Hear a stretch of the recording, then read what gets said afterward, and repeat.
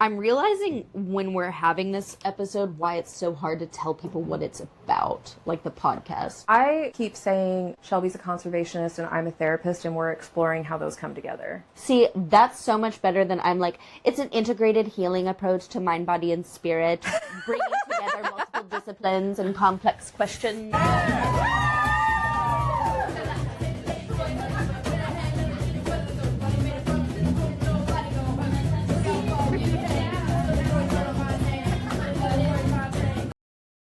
Hey, Shelbs. Hey, Courtney, I was just tra-la-la-ing through the forest, and then I run into you here. I can't see that. That's the reason, and the only reason I have one and only one shoe. You only have 1 foot. We all know this. I didn't know if I had 2 feet was ever in the cards for me. How are you? Oh my God, I'm so much better now. How are you? Good. I think I'm I am much better this past week, I would say. And I'll have you know, our event last night also helped me with that. I love that we Got me? attended the Got event me more out like of the our house. event, the Met Gala. Yeah, exactly. But we were there. Got you Out and about. and about. Scooting a boot. Just scoot on in, hun. Yeah, sure. Scoot and get comfortable and be seen equally, if not more, than my one and only foot. One and only one. You look very nice tonight. You like, Yeah. what would you say? Like, as nice as somebody with 2 feet, not 2 But we- left feet. And I only have eyes for you and what's happening in your story. What is happening? You were telling me So- it's been better than it has been, Yeah. and that the event had you feeling young and sprung. Young and I'm spry. paraphrasing. Yeah. Spry, not sprung. Spry. Never that. Spry. Like deer in the spring. In this episode, we are so happy to incorporate the work of a local artist and naturalist, Tim Ernst, who we had the pleasure of seeing speak live tonight and share his 50th anniversary photography super album featuring all the waterfalls and secret hidden gems that Arkansas has to offer that as a lifetime resident I had no idea about some of them. A lot of them are very secret. Yes, and he's there for all of those moments, the magic, the few, the far between, and someone that sees the beauty and nuance of nature, and as you'll later hear in the clips that we'll share, loves his time alone.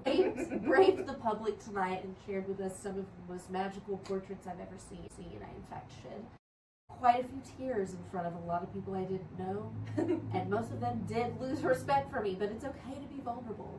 You did very well. I think it was beautiful. I think it was tasteful tears. It wasn't a blundering. Yeah. I confronted the problem head on, though. You sure did. I didn't look away. Right. I didn't Avril Lavigne out the car window in a rainstorm. I wanted to. I sure did. But yeah, so it was the most magical presentation ever, and in this episode we're going to incorporate some clips from that moment and hopefully have a follow-up conversation with our newest dear best friend Tim. Yes. And have him on the pod because he's somebody that I see myself in, and I actually studied the works that are the landscapes of Arkansas to help me go on to the next step of my life in a really transformative way. So he's got to be in this episode, right? Yep. And then poof, he's here. Which this all actually happened very synchronistically, serendipitously, because I think maybe the night before I found out about this event, my dearest Courtney.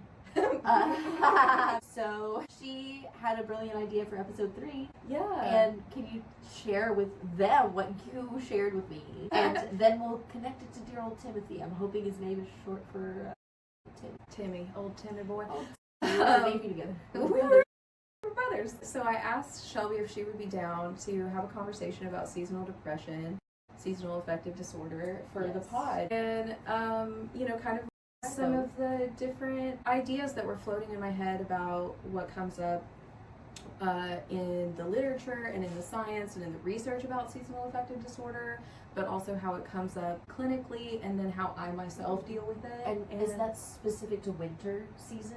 No, you can actually have spring onset seasonal affective disorder. So, and we can get into So we're going to be talking about that and how that incorporates into kind of what we like to talk about, like mental health, nature, and how humans are connected with nature, and maybe it's okay if two things are true at once. We were just talking about this, and I was really impressed that a lot of his photography, his stills from Arkansas, they weren't just spring, summer, fall. He also had a lot of photographs that included winter landscapes that were really stark and white. And it kind of reminded me of some of the different things that I've been like taking notes on in preparation for this next episode. Yes. And I just think it's really beautiful. And I'd also love to talk to him about maybe what helps him get out in that weather to take those photos. Maybe he leaps at it because sometimes if you're someone who loves nature and really tolerates people because you're so respectful, day when nobody's there, especially early morning. I love shooting before sunrise. And of course in the middle of the night with stars, but and I do this frequently, but if I'm someplace and other people come, I leave. And one kind of sad story, I was at Huxtable Crag one time. It was after we moved from there, so I had to drive up there and hike in. And it was another one of these mornings like a Huxtable Crag God Beams picture of mine that I did a number of years ago. It was fall color, and the clouds were breaking up, and the sun was getting ready to, it was just getting ready to do God Beams coming down through it. And I was standing there ready. I'd been there for almost 2 hours waiting, and I heard noises. This is in the middle of the week. There were people coming. Oh. So I abandoned my camera, and I walked up a bench above the trail, and I just kind of hid. And there was 2 or 3 people that walked by, and sure enough, they went right over there to where my camera was. And just about the time they got there, the sky opened up and the God beams filled the valley. And I was saying, "Oh my gosh!" And they were saying, "Oh my gosh, incredible picture." And it turned out this was a lady who I now know, and I never told her this story, that I was hiding. I mean, they knew it was somebody's camera, but they never saw me. So, but anyway, I'm weird that way. I'm weird in a lot of ways, but that's yes. I like you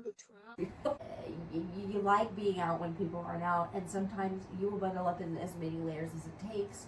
I love going out in winter because all the animals are so spry and happy. Some of them are hibernating, but like horses or dogs, if you see them in the cold, they're zooming. They're zooming out. And the pasta noodles flouncing around. Well, and one of the notes that I had was 2 things really helped me change my perception of winter in the colder months.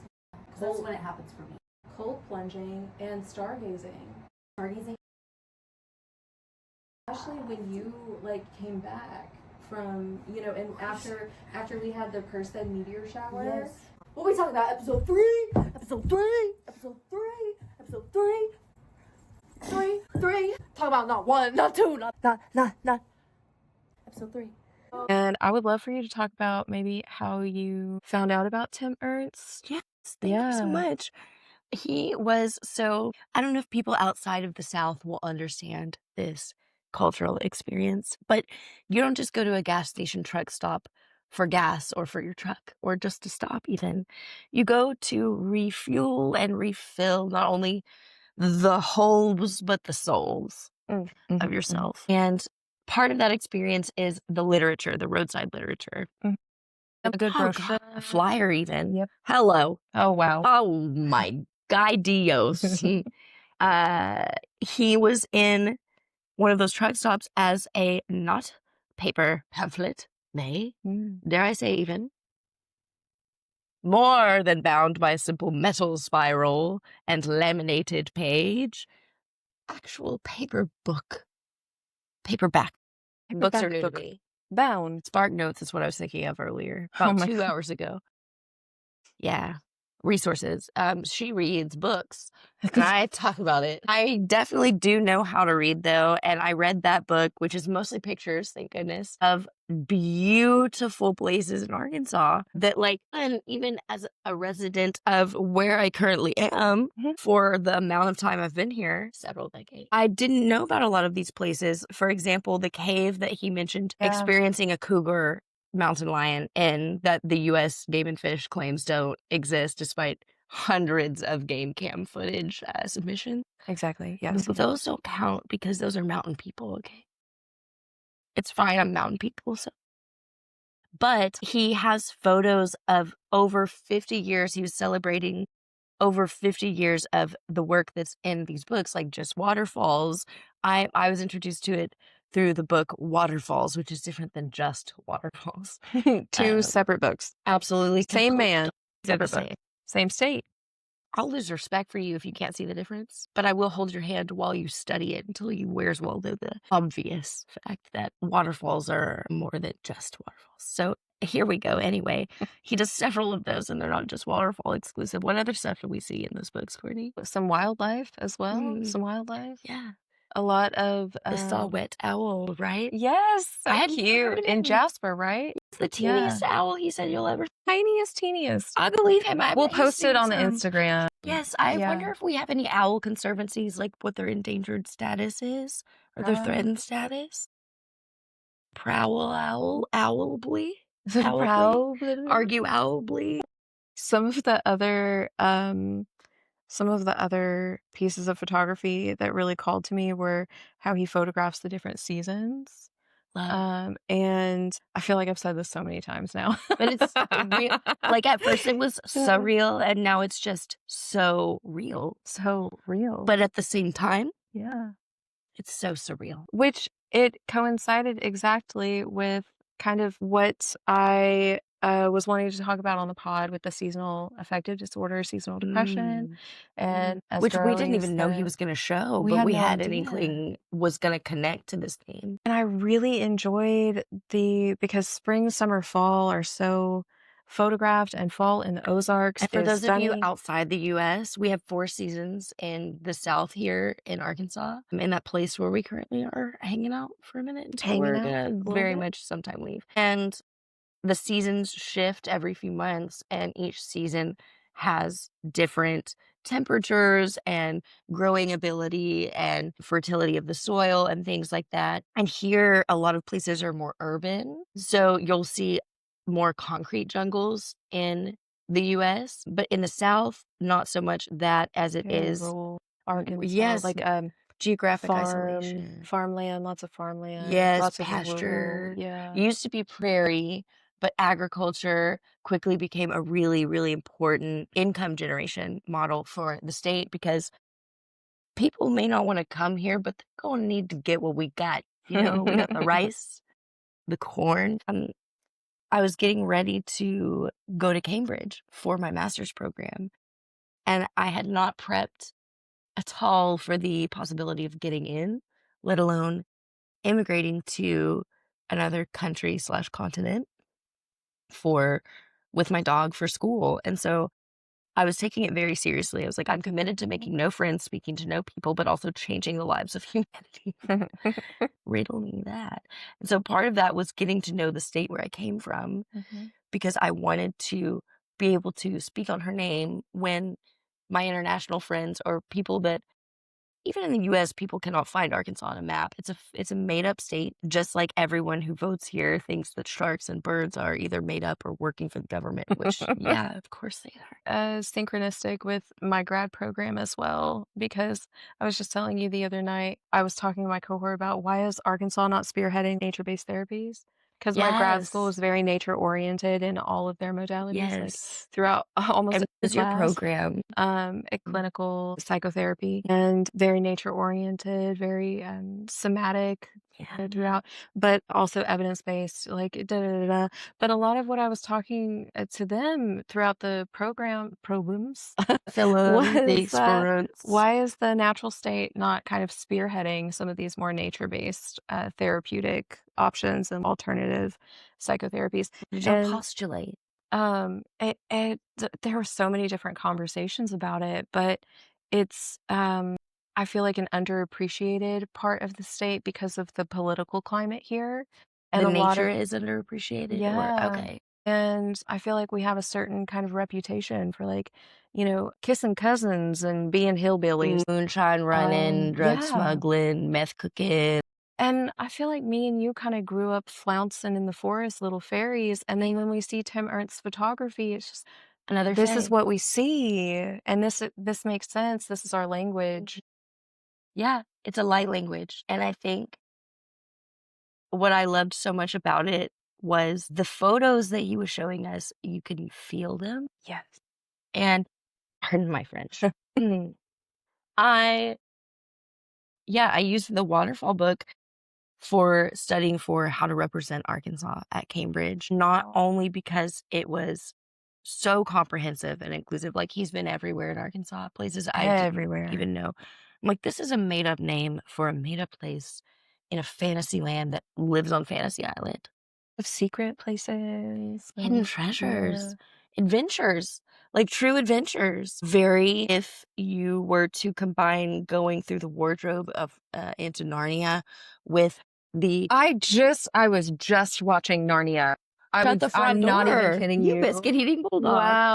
So Tim, last night, you look at me while we're right in front of him and you say, I'm like looking at my shoes, just being like, I was maybe my flabbergasted. shoes will make me a strong, powerful warrior of speech and introduction. I was flabbergasted. I've never seen her like that ever. I had way too much to say. The only other time I've ever been like that was the Yeah. first time and second time and third time and fourth time and 10th time that I met or was near or around Dr. Jane or in like a hotel next door or across the street. Yeah. I would feel her presence and I would say, do you still like dogs as much as I do? Oh, that's good. How are your grandkids? Is it okay that I know about them? Yeah. So and she's like, that's very nice. That's Very nice. no, she's so elegant. She is. She is also so real, Mm-hmm. but also at the same time, so real. So very real. So real. Very grounded. Yeah. Very, very grounded. Yeah. Like one time we had someone reach out, Courtney, and say, what's Jane's beauty routine? And we were like, we spent our team. We were like khakis and Converse. Like a ponytail that never loses the like spark, luminescence, or bounce that it had when you first put it in. Like, who can do that? And she still looks like porcelain. And she's still like communicating in a light language with the chimpanzees, in totally innovative ways that are so intuitive to her. That's like, I have to spend my life communicating to anyone who it's not obvious to why it's obvious and like remind them that we didn't not know, we just forgot. And so that's why she talks and I go with her to not talk or ask questions to my heroes, because in my head I was like, okay, Courtney, so if you could just introduce us to what we're here to do. I forgot. I don't remember and I'm scared, and also I think it's something to do with something we're inviting him to participate in with us, and I can possibly remember what we're asking him to do. Because I was like, that one picture of Eden's Falls, Yeah. changed my life, bro. It did. But I knew I had spent 1 or 2 or 3 or maybe a week of nights up until 3 or 4 in the morning researching all the different waterfalls he had listed and mapping the coordinates in my phone so that I could. My goal was to explore every single one before I went to Cambridge. Yeah. A lot of that ended up in me getting lost and crying and dipping my toes into flooded rivers, turning around and not drowning. But it was so worth it. And you still saw amazing things. Which is like, you can have a bad day, but your life isn't bad. And there's nuance and space for both of that, which I think it's part of what triggered his work of art and nature. Tim, you know, him. Timmy boy. Anytime I say him, it's like our boy Tim. Our boy Tim. Like, No, we were in the we're brothers. We're brothers. I'd do anything for those boys. Oh my God, Tim? Oh my God. You don't know Tim? Yeah. We met actually long time ago, definitely not last night. I wouldn't say that. And yeah, his 50th anniversary, and just imply you were there for 50 years. But never say that. Be like, we've celebrated long since. Boy. But now that we're finally here. Yeah. Because I heard that story of his dreams one time. But he is somebody who alchemizes to seemingly dualistic, oppositional, maybe even things like nature and art, even, or being happy and having fun and being in Arkansas. You know, things like that. Yeah. But things that seem like they can't exist. What? Oh my God.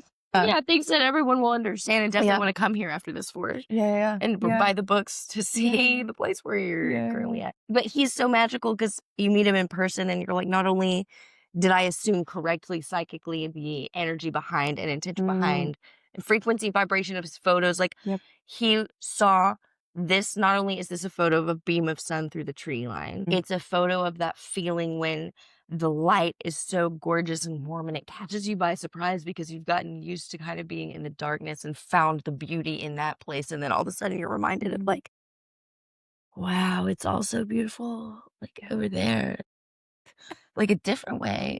That's cool. And then you're like, I've just been mostly sitting talking to this mushroom for 3 hours on a dark rock, and now I see. His appreciation for the micro and the macro is absolutely stunning. It's really incredible. Do you think that, like he mentioned, I asked about his process for selecting the photos he shares, because he mentioned to us that he takes hundreds, and my version of hundreds is I take, if your jawline looks different with that shadow 2 seconds later and you went, I say stop, and again.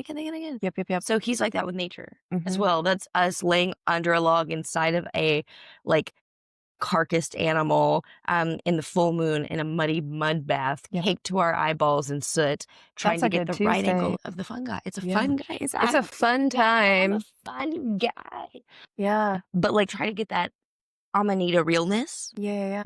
And you can tell in the pictures that's what he's doing, but you can't prove it because anyone can hold an iPhone. And that's why when he was saying the imposter syndrome with this man, we'll come back to maybe, hopefully, but he's so brilliant and talented, and he at every corner, just like someone else I know. If you were to tell them who I'm talking about, that'd be.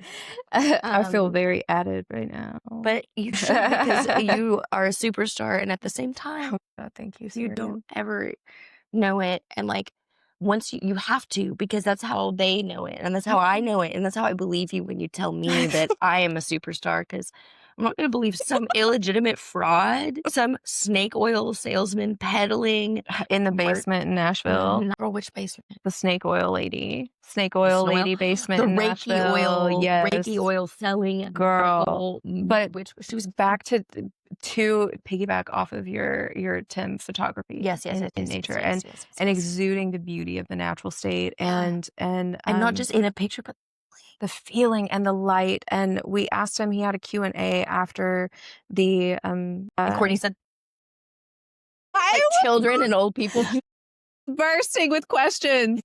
Skirt. She said, hold my skirt. Hold my skirt. Couldn't wait. I don't think I was the first one to ask a question. You said, I'll wait. And then like the second person was halfway through their question. You were like, yeah, it was, but he said, the thing that he was really looking for a lot was the light and how to capture the light. And he had this one photo. He actually has a lot of winter stills too. Like he doesn't, just the Ozarks in fall is absolutely stunning, but I feel like he sees the beauty in all of the seasons. And he goes out in extreme weather. He was talking about a snowsuit.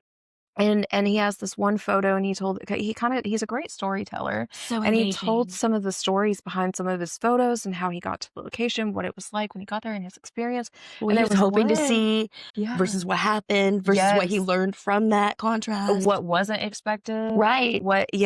And he has one where it's giant icicles and the sun kind of poking through. He's like in a cave, isn't he? Like inside a cave. So it's like peeking out of the hole of the exit. And he had camped there, and he said he waited for that shot for hours. No, he did, because I talked to a spider in a rainy field for like 4 hours. Yeah. It's emotional. Remember the spider on the London Trail that goes over to the train track bridge? Yes, her. Of course I do. She was there without you one day, and I didn't want to tell you, but she didn't talk to me the way she talked to you. Just friend. It's because I showed her the first moment that I saw her. I was so close to her. This kind of illustrates it's so much easier for me to do stuff like this in the spring and summer. Not. I lost my foot in the war. Oh, okay. In the spring and the summer, because that's when I had 2 feet. Yeah. Exactly. Because is it because of the weather, or is it mental, or does the weather have something to do with your mental? Both. I'm losing my voice, so if I do, I'm still with you. I feel it's my time. Yeah. But I would love to ask, like, Tim, why, Timmy boy, why, Tim, how? Tim, Why, Tim? I got lost in the sauce. The winter cave icicle picture and the light and following the light, and it's not all just like the bright sunny days, it's the winter, and it's that winter one in and particular spoke to you. God. Oh my God, yeah. Just thinking about how people be people in. Getting out in the wintertime is very new for me. That's Why very new is for that? me.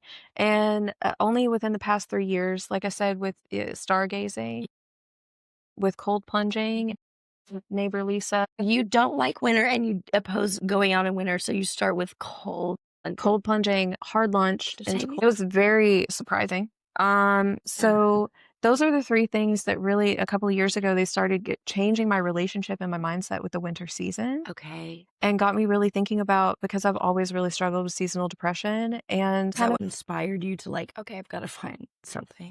Yes, but also when I started working with clients, I was like, okay, obviously I thought I was taking care of myself, but I'm not.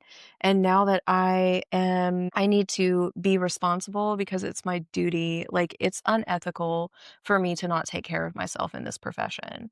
And I have to do that. And when the winter hits, I sometimes go to a really dark place, and it's a struggle, and certain things surprise me with the shadow of everything.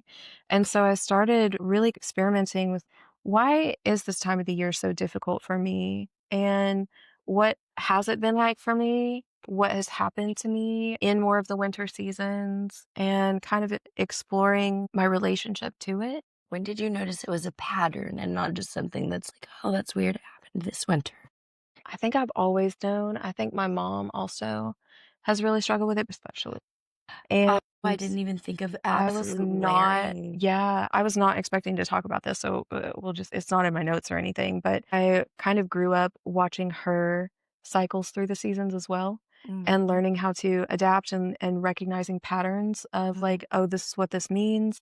And I think I just kind of, it affected my mindset in the way that, especially in the global north in the US, we also have like kind of a cultural mindset about the season as well that is really negative. And we're not, there are other cultures like in Norway that have heated bus seats and heated pads in cafes, and they're a little bit more well adept and resource based and set up for the season, whereas in the US we're not. And so our And then other mindset, places don't have 4 seasons or winter. yeah, exactly. They have rainy and not rainy. Yeah. And Monsoon. when I was backpacking in Maine, everybody was like, you came at a good time because we have 9 months of winter. And a lot of people live there seasonally You happen to because roll they the hate dice the and winter so win, my much. lady. And it's just like we have such a cultural mindset about it, but then also on a deeper, intimate level. What do you think it is about that here, really quick? Like In Arkansas? Well, just in the United States, maybe specifically to give people context if they're not from here, maybe they've not visited the States. Why is winter hard or difficult? And what do you mean by that? So there's beautiful question. So many different paths to go with this. Why is winter so difficult here in the US? Okay, so many different reasons. It's a tree branch. Will you go with me? I will go anywhere with you because that's a lineage tree and that's anthropology. Yes, That's we me are familiar. just squirrels on a tree branch outside, and we're just going to start shooting off in that direction. I'm an arboreal quadruped going terrestrial with you, Mom. There is a neuroscience level, there's a physiological component to it.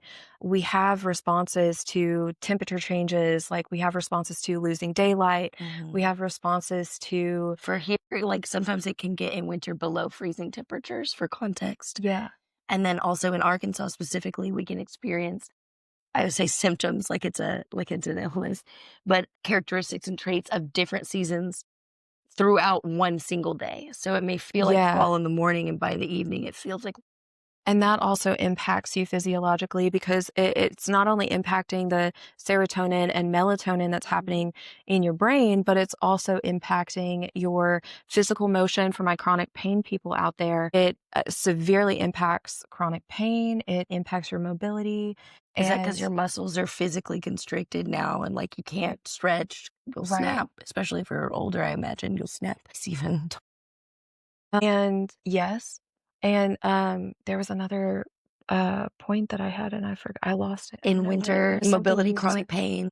Before that, it was something you said. You said, "Oh no, we're still there."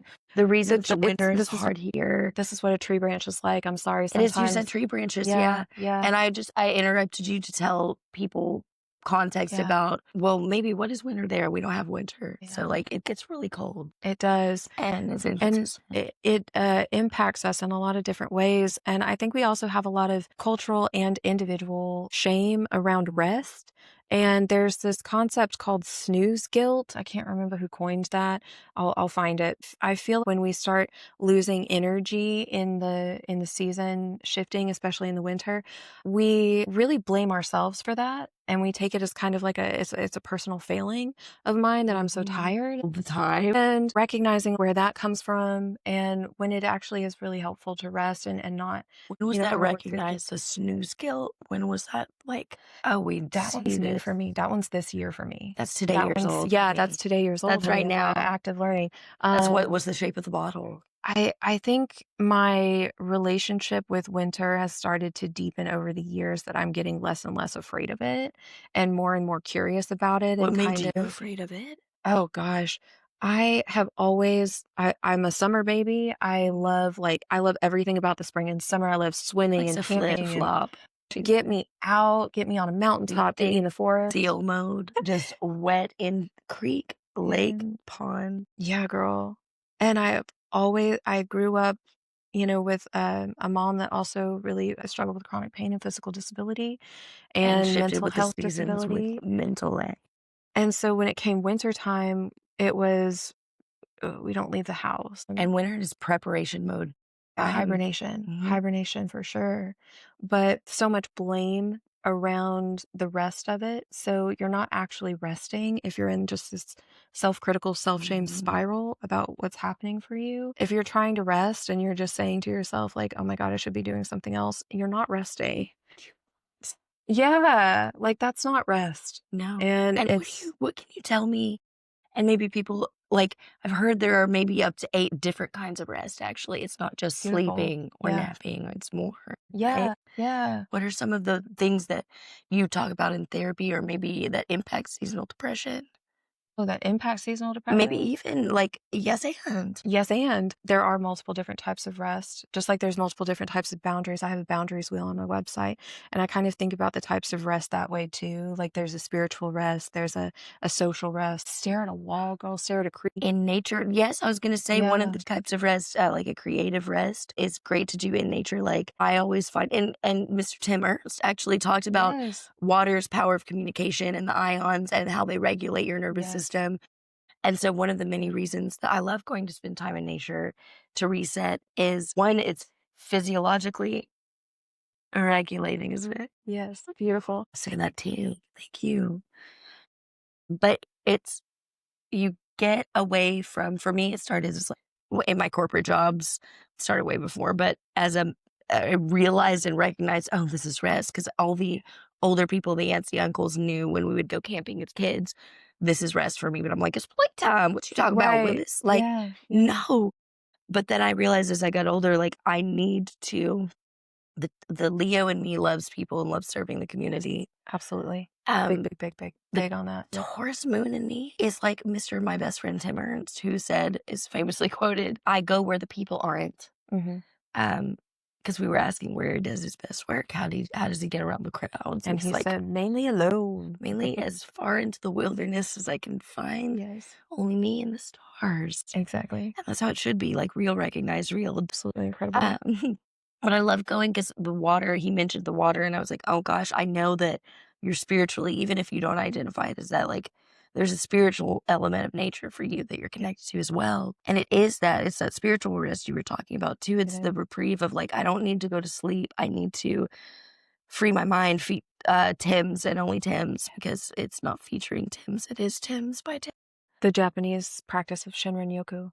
Yes, and I want to get certified. It's the thing that's troublesome, and you mentioned with your grad cohort earlier, is it's difficult for me to access, like, how do I become certified in this? Because there's shrouded in mystery. It's not quite regulated yet, and it there are so few practitioners, it's so new that it's not consistent enough for me to be like, am I being scammed out of $500? Right. Yeah. Or am I going to be able to guide people with good conscience and clean ethics and respect to the indigenous communities that originated this practice to actually practice this? Or am I going to be a fraud snake oil salesman in a basement? In a basement. Exactly. And so, like, I think, it's just, but I don't remember why I said that, so I'm going to move on. I'm sorry. Yeah. But all the kinds of rest and seasons, it's like maybe how to enjoy the rest in seasons that maybe don't feel typically restful. maybe if you knew there were other kinds of rest, you would think about the season differently. Yeah. I don't want to go get comfortable in below freezing temperatures. Right. I mean, Right. but I do. But and there is a lot of benefit to it. And I think that I got the conversational bias, going back to that. I got called out with that recently. You were read for Phil. I was read for Phil with conversational bias because clinical discourse around seasonal affective disorder. I would also maybe do a brief introduction of what seasonal affective disorder is and isn't. Please. Yes, and like please. what makes seasonal affective disorder and what makes the winter blues, and like how do you know if you actually have Was a it disorder? called seasonal affective disorder before it was coined SAD, or is that the reason? So when it comes to an actual diagnostic label, that's not seasonal affective disorder. Is not. It's a subtype of depressive disorder. Fun. So I have different flavors. Yeah, and you can have. You were asking me this yesterday. You can have spring onset seasonal affective disorder as well. It's just more common to see it a fall onset. I think I did with spring. When it comes to noticing the difference between seasonal affective disorder and the winter blues, it has to be for 2 seasons. Like you notice the pattern for 2 seasons. Okay, so And- this January 1st to next January 1st to next January 1st. Yeah. And you meet certain criteria. So in the Western world, we have the DSM-5 for actually diagnosing depression. We only at 5 when Grand Theft Auto's at 100. We're actually at 5 TR, the text revision version of it. And it's also calculated now. I have so much I could say about the DSM, but I can't get into it now. Another day, yes. But another day, maybe. But for the sake of diagnostic labels, it also has to show clinical prevalence to impairment on your functioning. So you're looking for specific criteria. And the number one... What does that mean to somebody who has no idea what you just said? So the things that we're looking for when we're doing assessments are... your energy, your mood. Are you interested in the same activities? Do they bring you the same amount of joy and interest and motivation? Are you struggling with daily tasks, daily functioning? Is your appetite changing? Is the winter blues it's not under, it's separate, right? Is it more the way we say you're not depressed, you're sad? Like sad is temporary. Right. Yep. And not Temporary is impacting big. your functioning. Temporary is perfect. Yes. ma'am. Okay. Yeah. Excellent. Thank you. You're Thank you. so great. You're so great. I've been to a lot of therapy. There's the agitation and anxiety, trouble sleeping, and decrease in appetite is typically what you see in spring onset. Don't talk to me like So that. those are the things to kind of pay attention to. Also, there's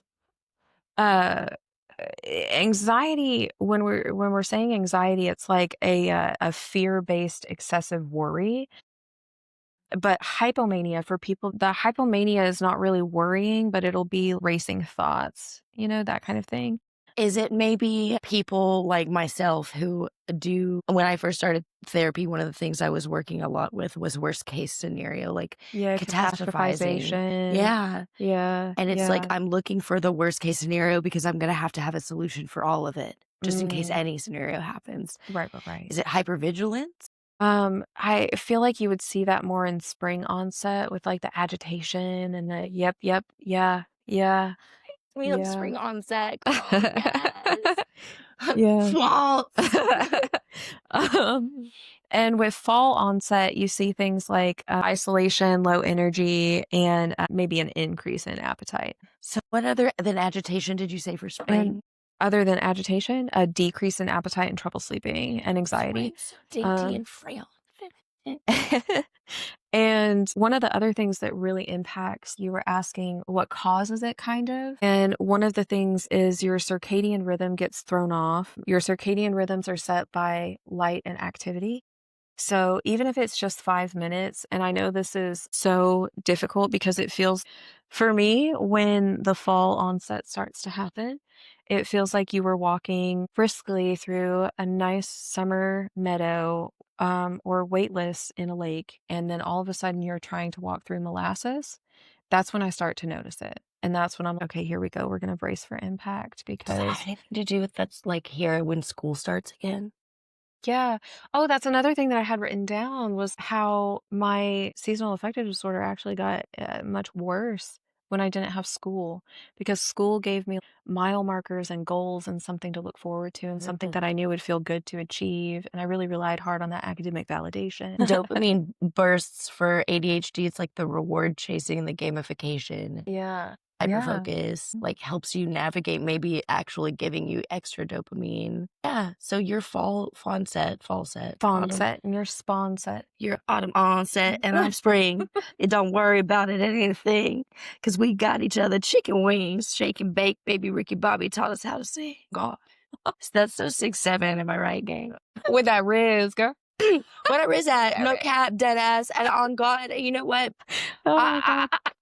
No skibbity. Oh, no skibbity. No skibbity.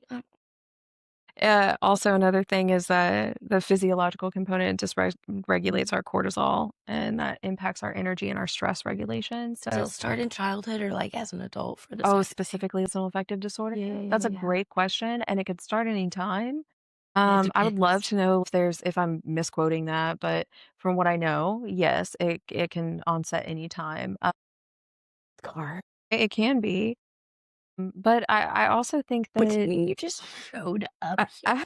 I think the isolation component of it is Yes. kind of what is so difficult for people like myself, that I am a very social person, but I was also raised in the middle of the woods with a pack of coyotes. And you kind of have to take And care of your own emotions I really because you ask for help emotionally and they say, put some dirt in it. And you're like, it's my heart. And they're like, and that's my and so Right. so I fall back on that most of the time as kind of like a hibernate, and then I'll come out when things are a little bit less scary.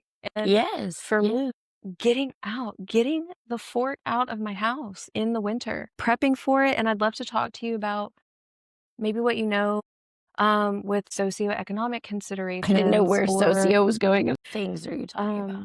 I'm thinking source gathering as far as Maslow's hierarchy of needs. So basic, fundamental, Yeah. like blankets. Like, Feel good, but I don't know why. It's like emotion wheels aren't going to help you if you don't have food. Yes. Fed? Am I clothed? Am I sheltered? Am I safe? Yes. Am I, do I have social support? Do I have connections? Do I have stability? Am I fulfilling my dreams is one kind of like that abstract. And then like those more abstract ones are closer to the top of the pyramid. It's like if all of these other things that start with physiological safety and then go to more nuanced, like emotional safety, physical, whatever, and then aspirational, it's like it's safety in your head for things that haven't happened yet. Protecting them. Yes, thank you. I could not think of it because I'm still working. No, you got it. You're so good. Thank you. Yeah. I self-actually am here today. And you work up to, it's almost like I can unlock this level of satisfaction or fulfillment or wellness in all of these different areas of my life that are equally valuable and make life meaningful. But I am born to have this human experience, which means that I have a body. And in order to carry out those abstract dreams that I have, I'm charged with taking care of this body. And unfortunately, that's a privilege, responsibility. When it's a privilege, it's also a responsibility. But being a privilege means also that some people don't have access to it. Yes. So maybe I do care about my body, but I live in a food desert in town where I currently am. McDonald's is our favorite animal. South, we're calling you out. Deep fried gravy burgers and chicken wings. Have you heard of her? All of it's got ranch, so don't worry. There's not much left. Sweet tea. I once worked at a restaurant. By that I mean more than one. Where each day we'd fill up the tea jugs, and let me tell you, hun, there was more sugar than there was any tea. In fact, I saw more pounds of sugar. I never saw it leave. Let's tea himself. Oh, that was So good. maybe like some dextrose with your ailing, failing And then they'll bodies. still put Splenda in it. This is Splendid. So- I want the pink one. So anyways, back to, not reliving my days as a waitress. You may not have the access to the foods that are or the nutrients that are going to keep your body safe, because here in the States, for example, even now on SNAP benefits for lower income families who are receiving very minimal benefits from the government, the government's like, we did that. I will say, I will interject briefly. Arkansas actually is one of very few states that has a separate fund for SNAP. And even with the 2 months of the government shutdown, we would have not had enough. And that was with a separate fund from the federal. What is that? Is it private funds? I would have to look into more of that. Please do, because that's a resource. You could pop that. Oh, absolutely. The pod. Yeah. Palm trees. Sorry. So yeah. No, that's amazing. I didn't know that. I love when I'm wrong and it's like for good reasons, because if I'm wrong and it's bad, like you're Some wrong. things are surprising here in the natural state in a good way. It's not all bad and doom and gloom, but there is a lot of it. There's a lot of things that we need to talk about, but we'll get there. The Red Scare is real and it's here and it means something different, but you all know and we get it. And so when I walked in unexpectedly to a witch coven convening to support women and science, I was like, maybe I'm going to be all right. The other people like me don't come out of their house either. And it shows in the way that I didn't know about them. So you may not have access to those sort of things. And then in other places that are more based around, like, we provide resources to the rest of the world. So in countries, like in Eastern African countries, there are very intense biodiverse areas, hotspots, where most of the world's XYZ comes from.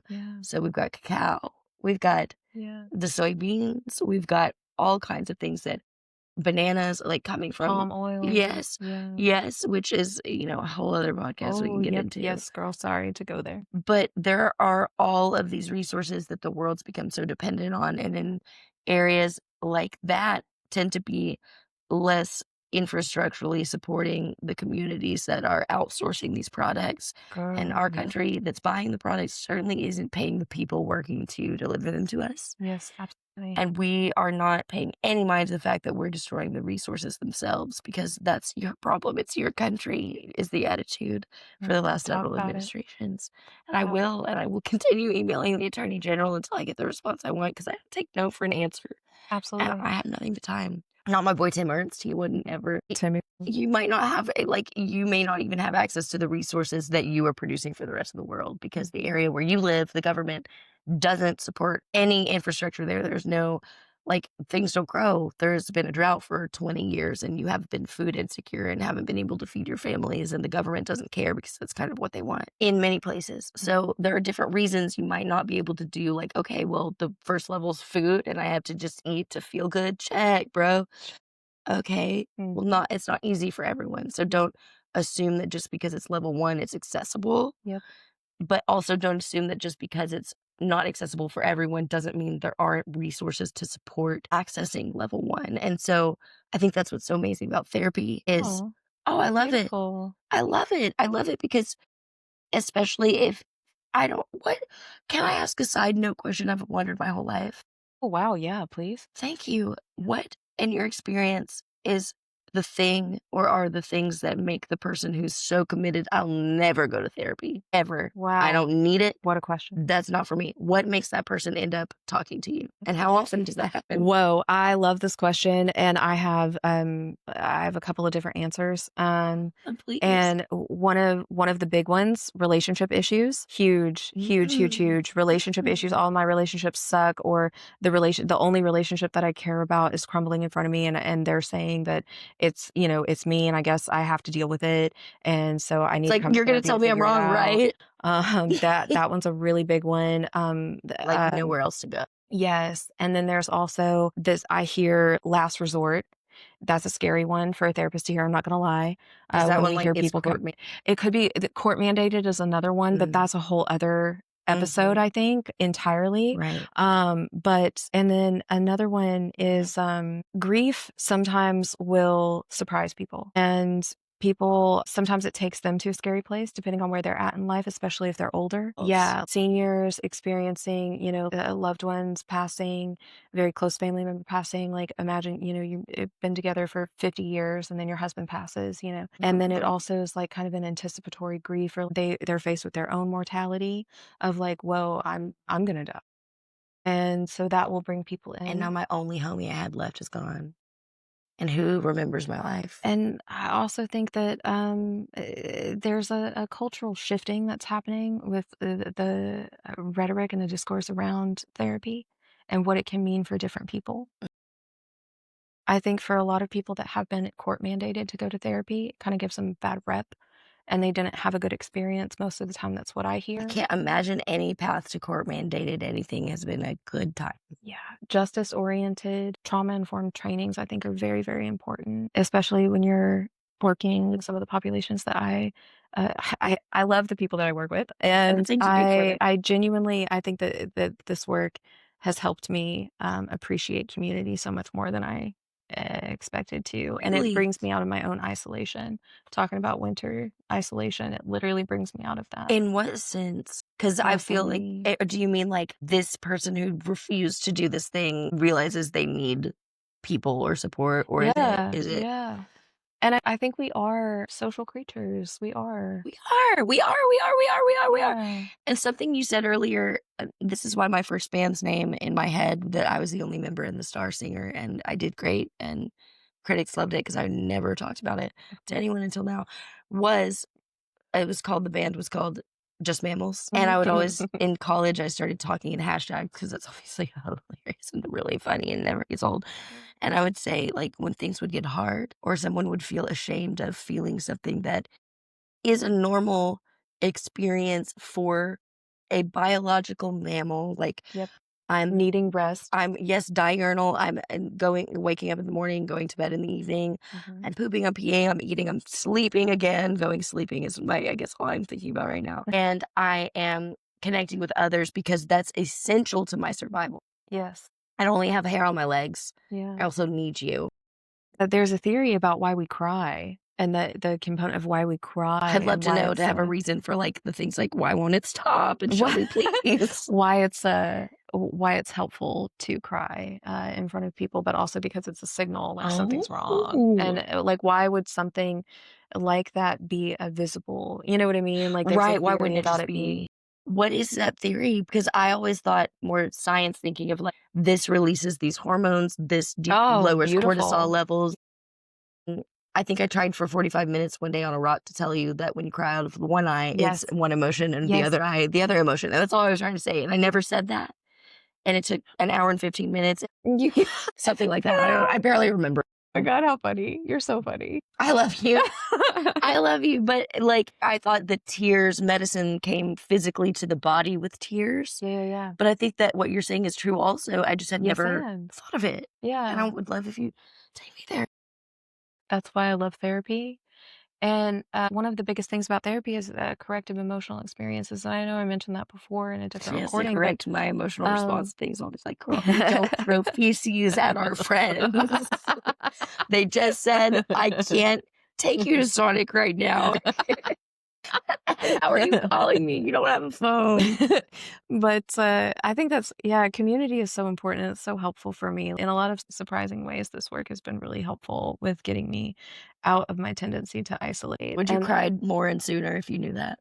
So I would see it and help you and come support you. I will only cry in front of people when forced at gunpoint. That's how I got her to cry last time. Quite literally. But I'm in the state with the most guns I've ever seen, so it's hard to find one. But however, sometimes I am a ball of goo and things really do affect me. And there's been times where I've cried with clients, not like blubbering, but kind of like, oh God, I hope they don't see this. I'm just realizing with you telling me your goo days where you've been battered.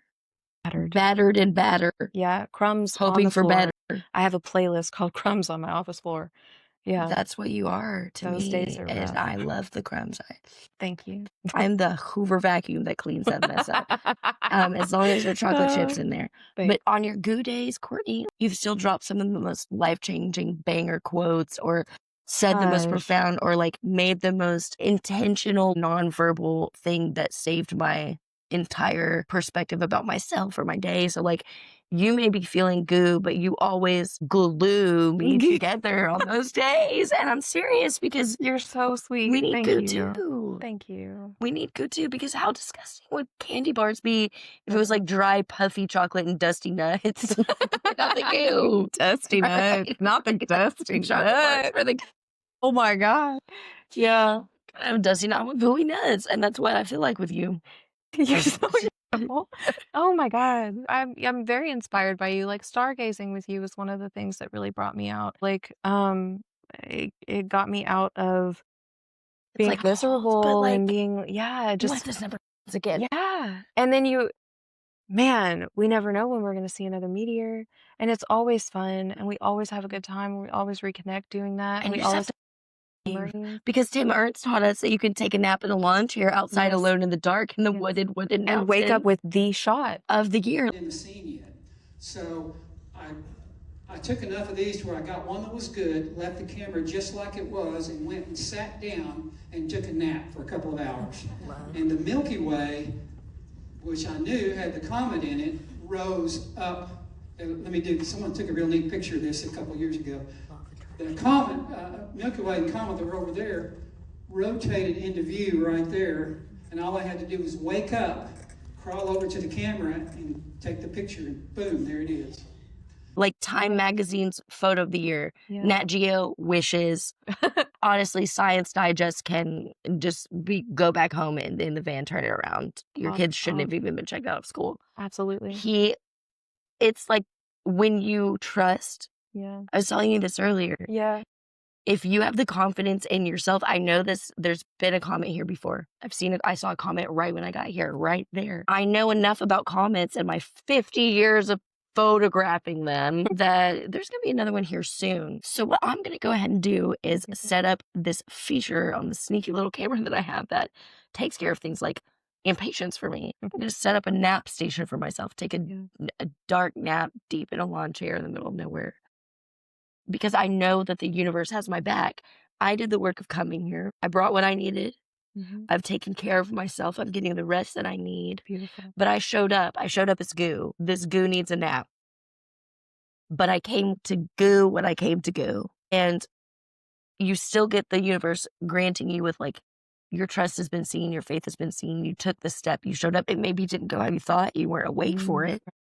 It But very rarely goes how you think. You create. Mm. Yes, it never does. Tonight Co-create didn't. with the season. You do. And with like Yeah. the goo, the Mod Podge of it all, because you literally, it's not just Rome wasn't built in a day. It's that some of those days were very gooey, Very. very gooey. But without the gooey days, maybe the Sphinx would have just never existed. And we talk about this a lot. People see the highlight reel. People see you The going to success. Cambridge. People see me opening the business. People see like all of this stuff. but Getting they don't- married, having kids, going to new countries, like whatever it is people see that you do. Right. And then they think or compare or whatever. They're like, But- well, I'm not doing that. So they shut down. Yeah. They're like, well, if I'm not doing that. But like- there's so many times where we also tell ourselves we're not doing anything. But then the more I watched the video of myself and the more I picked it apart and tried to fix something that was never broken, I hated it and I didn't have the courage anymore. And I couldn't allow myself to use it as the tool that it was meant to be to inspire people and share my story and be vulnerable and be all the things that are uncomfortable and gooey. Because if you show up gooey, you still showed up. Yep. I can show up gooey. You're not going to judge my goo. Just come. I just want you here. Like we can sit in opposite lawn chairs in a dark room with different headphones on. Every couple hours, just look at me and be like, I'm still breathing. How about you? How about you? How you doing? Good. You want a snack? No, okay, dude. Except me, I was peaked. They said, we've been here for 6 hours. I was like, but guys, we're going home. What? You gotta see, we're 3 miles away. And I'm like, till one day the guards put the dog in a wig. Cruel joke. They were gonna make the dog kiss him, but That's me in the pasture being like, it's a little kitty cat. It's an active bobcat. Literally, he was already holding the active bobcat, kissing it in its cell, calling it his wife. So he really cheated on the dog. tough time, Pirate Jail. Yes. And then if you want, since I know you don't, you're going to hate it if you watch it tonight. Don't watch it tonight. Yeah, thank you for that. I will watch it tonight. Oh, cool. I'm going to pick frames that are going to make you see that you shouldn't hate it and you never deserve to hate it. I talked a lot.